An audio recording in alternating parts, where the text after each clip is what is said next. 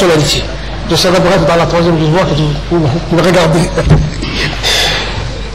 C'est la question de la nationalité. La question de la nationalité aussi a été au cœur des réformes de l'État. Et l'ancien code de nationalité qui date de 1981 a été également touché et il a été remplacé en 2004 pour être remplacé par un nouveau code de nationalité djiboutienne. L'ancien code présentait une difficulté importante. C'était un code réducteur qui n'ouvre droit à la djiboutienneté, à la par filiation, que celles personnes dont les deux parents étaient djiboutiens. Ce qui faisait des exclus importants des enfants qui avaient un parent djiboutien qui était anormalement et injustement exclu. Le code de la nationalité qui a été promulgué par le chef de l'État donc a ouvert une partie importante des djiboutiens qui étaient anormalement et injustement exclus de la nationalité de la communauté djiboutienne à recouvrer leur droit à la nationalité djiboutienne.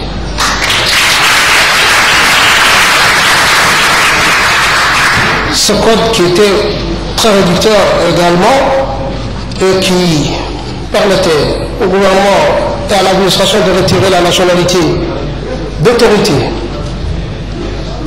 Ces dispositions ont été également abrogées dans le cadre du nouveau code qui considère la nationalité comme étant un droit naturel et un droit inaliénable qui ne peut être retiré par personne.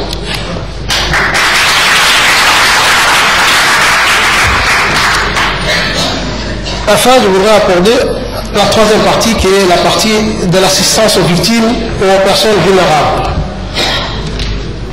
Dans notre pays, ces problèmes de la gestion de catastrophes étaient toujours traités en termes d'assistance, en termes d'appui, en termes d'aide. Jamais nous avons envisagé auparavant de régler ce problème par le biais d'une structure de prévention. Ainsi, un secrétariat de gestion de catastrophes a été mis en place et ce secrétariat a permis aujourd'hui de la réalisation de la loi numéro 140 qui a été promulguée par le président, permettant donc mettre en place les modalités de gestion de risques de catastrophes. Un cadre institutionnel a été également mis en place, ainsi que d'autres organes au niveau des régions qu'à l'intérieur et que dans la capitale. Et pour ceux qui également habitent dans le quartier d'Ambouli, le secrétariat a mis en place, avec l'appui certainement du ministère de l'Agriculture,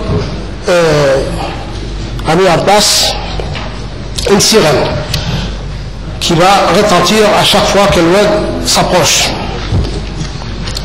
Deuxième aspect que je voudrais aborder, c'est le cas de l'ONAS qui assiste aussi bien les réfugiés que les sinistrés dans notre pays. De nombreux réfugiés sont retournés en Somaliland, mais cela ont été remplacés par plus de 4500 réfugiés somaliens qui ont fui la guerre de Mogadiscio. Et donc, aujourd'hui, le nombre est aussi important de réfugiés qui sont sur notre sol. Parallèlement, l'ONAS a fourni des vivres et des non-vivres à des Djiboutiens qui ont fait l'objet et qui ont été victimes de la sécheresse ou de l'incendie et autres. Et enfin, je voudrais aborder le cas de la protection civile qui assure des activités importantes dans ce pays, qui a pu éteindre plus de 71 incendies, qui a ramassé plus de 1003 victimes d'accidents de circulation, qui a assisté 24 noyades de brûlures, qui a évacué 782 malades et qui a inhumé plus de 85 cadavres. Je termine sur ce tableau sinistre. Je vous remercie de votre attention.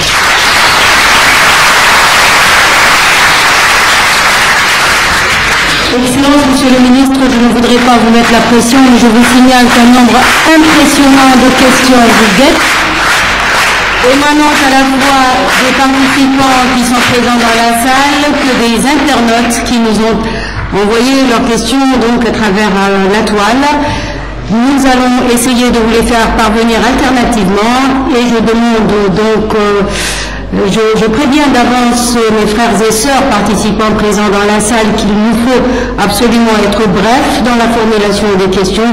Et si les interventions sont très longues, je préviens d'avance et je vous demande de m'en excuser d'avance, mais je vais devoir vous couper la parole.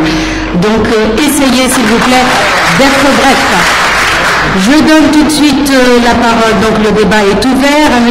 Daoud Alouad Daoud, président du Conseil régional de Tadjoura.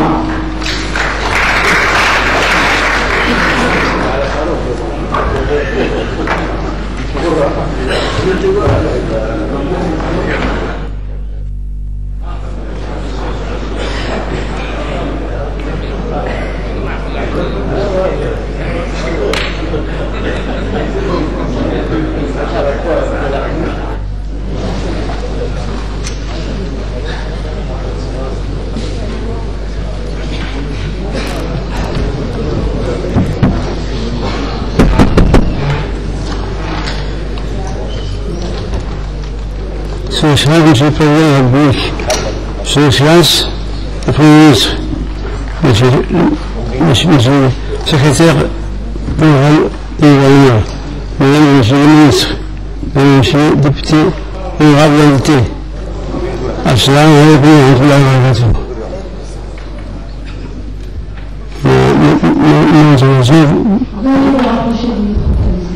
Nous avons la protection de cette tradition.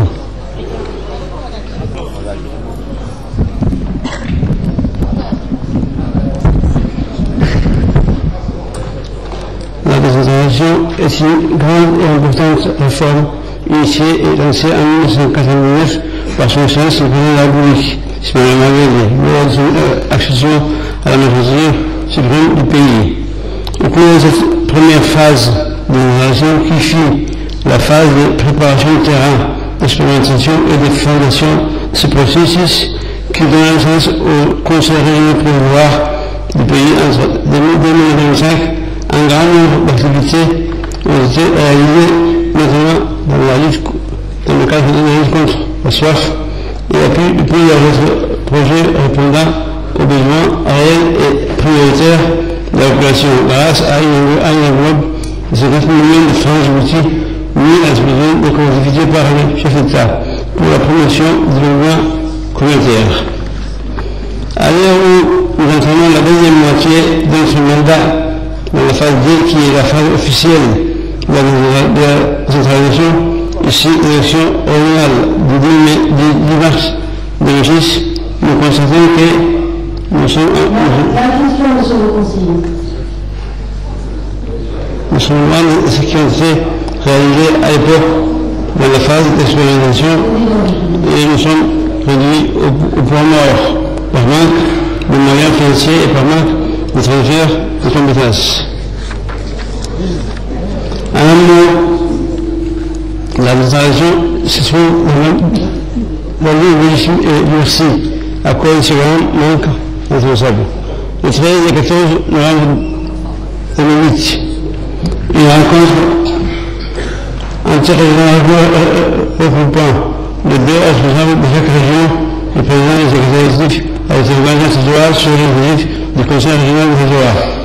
Après avoir identifié cette évolution et cette synergie dans la décentralisation, les participants ont décidé de créer un comité de coordination interrégional appelé à devenir le porte-parole de 5 régions auprès de l'administration centrale de faire valoir la loi.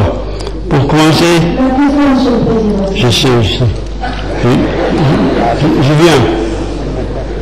Pour commencer, le comité a adressé 2 demandes d'audience à M. le ministre de l'Intérieur de l'administration pour se concerter et se discuter avec lui sur les problèmes de la décentralisation. Mais ces 2 demandes sont restées lettres mortes, sans réponse jusqu'aujourd'hui.